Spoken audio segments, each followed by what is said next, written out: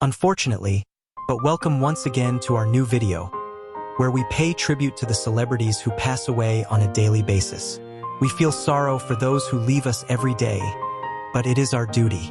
If you also want to join us in honoring these celebrities, please watch this full video in their respect so that together we can pay our tributes to them. Number 1.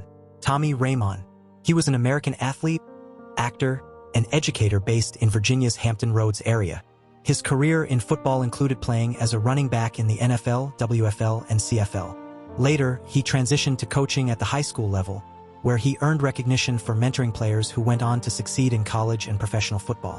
In 1974, Raymond was drafted by both the NFL's Pittsburgh Steelers and the World Football League's Florida Blazers, with the Blazers picking him in the 29th round of their college draft. After retiring from football, Raymond transitioned into acting. He portrayed Delma Huddle in the 1979 film North Dallas 40 and made guest appearances on television shows such as Charlie's Angels, 1978, Quincy, Emmy, and The Fall Guy. In 2023, Raymond took on the role of head football coach at Denby High School, located in Newport News, Virginia. He was born 1952 and died May 22nd. He was 73 years. Died due to a stroke. Number 2. Alan Yentob. He was a leading figure in British television, known for his work as both a presenter and a senior executive. Over his career, he held influential roles at the BBC, including overseeing arts and music programming and later serving as the head of both BBC One and BBC Two. He became the BBC's creative director and remained in that position until 2015. Additionally, from 2003 to 2015, he acted as chair of the board for the charity Kids Company, which eventually ceased operations. Yentob began his career at the BBC in 1968, entering through the World Service Trainee Program. Notably, he was the only recruit that year without an Oxbridge background. Less than a year later, he transitioned to television, working as an assistant director on arts-related programming.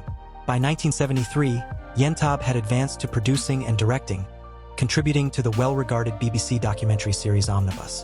In 1975, he created a notable episode focused on musician David Bowie, titled Cracked Actor. That same year, he played a key role in launching Arena, another documentary series that he continued to lead as editor for the next decade, until 1985. Yentob stepped down from his role as the BBC's creative director on December 3, 2015, following controversy over claims that he had attempted to affect how the broadcaster reported on the Kids Company affair. He was born 1947 and died May 24, 2025. He was 78 years. Number 3. Monna Tandberg. She was a Norwegian actress who began her stage career in 1960 at the National Theatre, appearing in a production of The Doors Are Slamming, adapted from Michel Fermaud's original play The Doors Slam. She joined the television theater in 1961 and began performing at the Norwegian Theatre in 1964. From 1969 onward, she became a regular at the National Theatre, where she portrayed over 60 different characters throughout her career. Between 1960 and 1964, she worked with Norwegian Television Theatre, taking on prominent roles in productions such as Antigone by Sophocles, Out of Season by Willis Hall, The Maids by Jean Genet, and Defeat by Nordahl Grieg. In 1964, she joined the Norwegian Theatre, where she portrayed significant characters including Nora in Ibsen's A Doll's House, Ophelia in Hamlet, and Rebecca West in Rosmersholm. By 1969, she had returned to the National Theatre, taking on major roles such as the title character in Hedda Gabler. Tandberg has earned recognition not only on stage but also through her work in film and NRK's television theater. She made her film debut in 1982 with Live Your Life.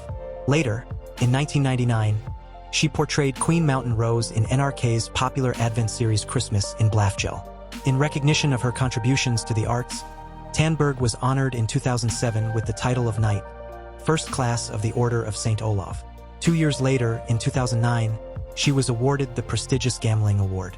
She was born 1939 and died today, May 25th. She was 85 years. Number 4. Marie Tomášová. A highly respected figure in Czech theater and film, she began her professional acting career in the 1950s.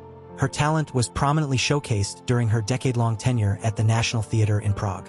In recognition of her impact on the performing arts, she received a prestigious lifetime honor in 2008. She was also known for her marriage to renowned director Otamar Krejčka, with whom she shared a deep connection to the stage. Following World War II, She completed her secondary education and went on to study acting at the theater faculty of the Academy of Performing Arts in Prague, graduating in 1952. Her stage career at Prague's National Theatre began in 1955, where she eventually performed in dozens of productions. Collaborating frequently with actor Jan Triska, she became a fixture of the Czech theater scene. It was also during this formative period that she met and later partnered with director Otomar Krečka, both personally and professionally.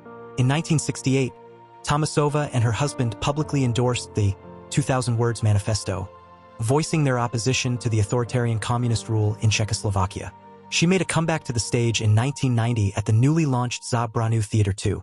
However, her extended absence from acting impacted her performance level. Her stage career came to a close in 1994 when the theater shut down. Afterward, she took on only a handful of minor film roles, with her final screen appearance occurring in 2000. She was born 1929 and died today, May 25th. She was 96 years. Number 5. Susan Brownmiller. She was a prominent American journalist and feminist activist, whose groundbreaking 1975 book Against Our Will, Men, Women, and Rape played a pivotal role in raising awareness about sexual violence. The book was later recognized by the New York Public Library as one of the century's most important works. Brownmiller started her journalism career working on the editorial staff of a confession magazine. She later served as assistant to the managing editor at Coronet in 1959, edited the Albany Report, a weekly overview of New York state legislation in 1961, and worked as a national affairs researcher for Newsweek in 1963. During the mid-1960s, Brownmiller advanced her journalism career by reporting for NBC TV in Philadelphia. She also contributed articles to The Village Voice and worked as a network news writer for ABC TV in New York.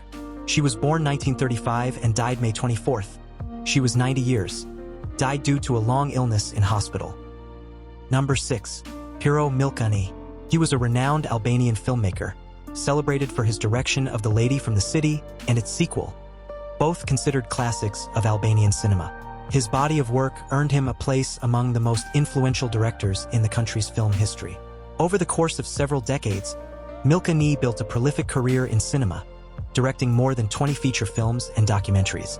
Among his most acclaimed works are When the Day Dawned, 1971, The Lady from the City, Face to Face, The Militant, and The Colors of Age, 1990. In addition to his work as a director, Milkani has played a vital role in shaping Albanian cinema through his contributions as a screenwriter, cinematographer, and producer, establishing himself as a key figure in the nation's film industry. In 2005, Milkani started work on The Sorrow of Mrs. Schneider, a collaborative production shot in the Czech Republic. He was born 1939 and died May 24th. He was 85 years.